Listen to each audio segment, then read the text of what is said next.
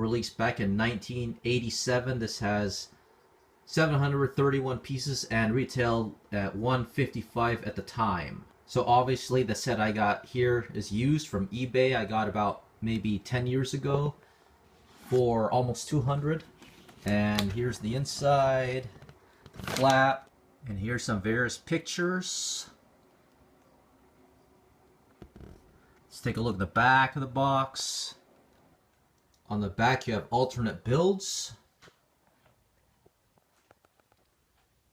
So let's open up this used set. And here are the inserts. You have this here with all your big pieces and track, and the other pieces. You have a base plate, half a base plate, the instruction book, and little brochure to expand your monorail system. And back here you can order tracks for $22 each, so that's quite a big layout for a little price.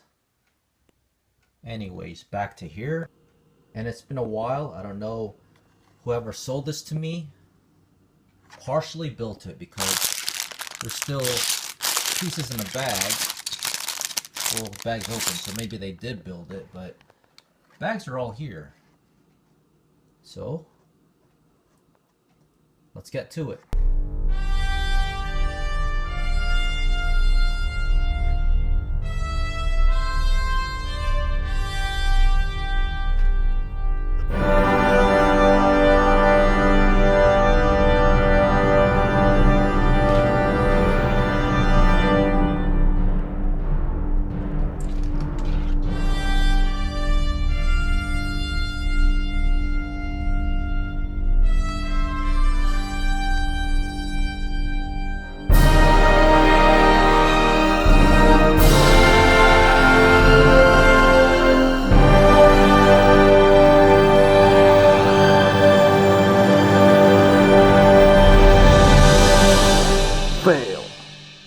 Here's the set complete. So unfortunately I ran out of space in the quick build because the track is a lot bigger than I thought. Anyways, let's dig into the minifigures. You got 5 of them, 3 yellow and 2 blue, which I think for the biggest Futuron set they could have had all the colors, the red and black, to have a complete, but this is just how it came.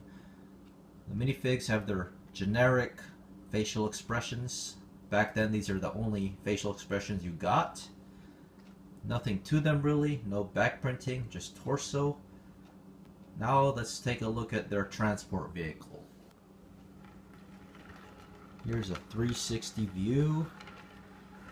One side is, well actually I don't know which side's the front, but here's the battery box right here, and the motor is right here. Let's take a look at the bottom.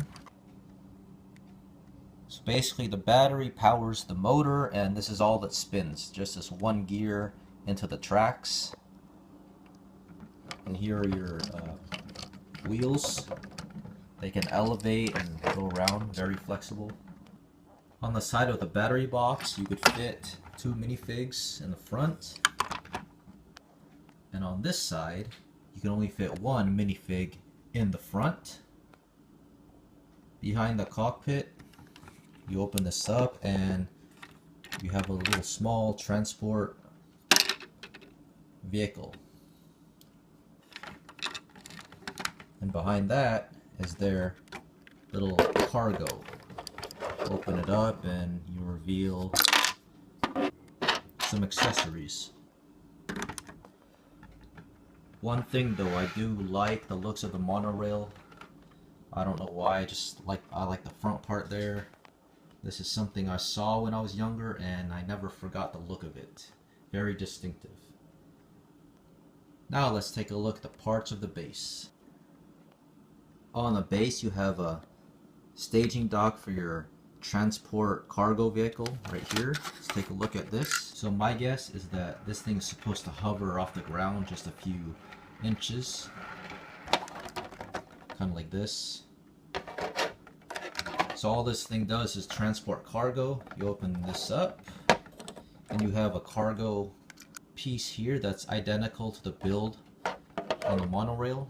Open it up and this one has a walkie-talkie and a wrench.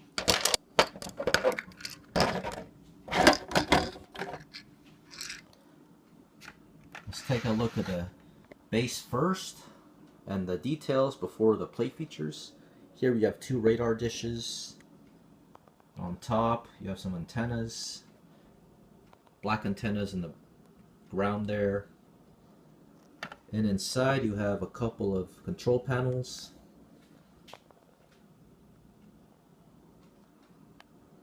And another place to put your cargo container.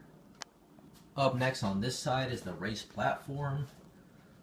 Doesn't have much function. There are a couple control consoles here. You have a radar dish, a couple of dishes pointing down, and a big transparent window piece there.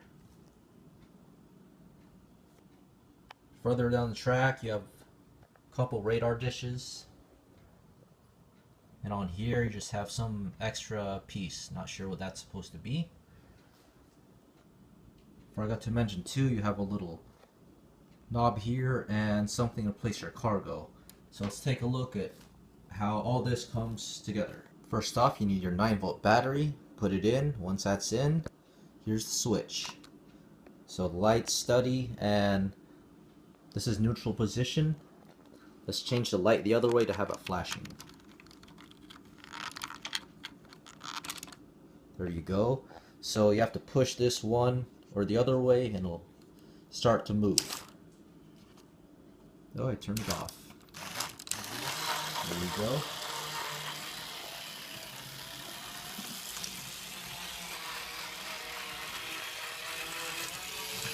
So push this the other way and there it goes. Now that's what happens. It went backwards because this is the switching direction part of the track, and you get 2 of them. So we'll see what happens when I put it this way. There it goes. Here it goes this way, and it goes back.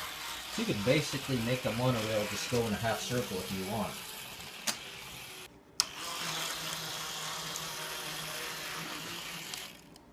So this is how it works. Monorail goes up here. You have your cargo container. Goes in place. Turn this knob. And the dome transforms. Just a little bit. There's your container, but here's where I got lost because here's your vehicle. How are you supposed to get it? Anyways, let's bypass that. Put on the vehicle. And off he goes. Monorail goes up. And let's stop it right in the platform. There it stopped, and raise up another cargo crate. And there it goes.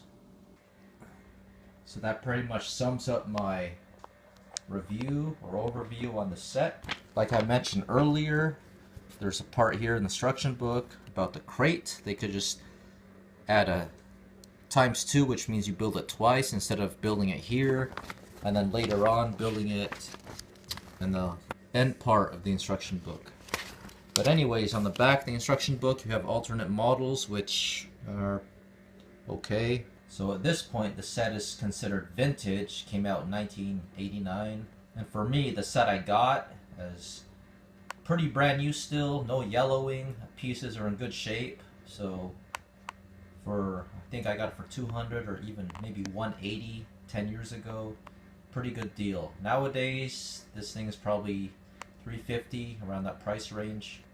So I think the set is worth it if you can find a pretty good deal, maybe 250 or less. So that's my thoughts on this set. It's Brickhead Boy. Thanks for watching. And so far this is my collection of Futuron, a little bit small. I just added the Space One Lab Polaris here because it resembles Futuron even though it's still classic space. And nonetheless, here is my layout of the Futuron monorail.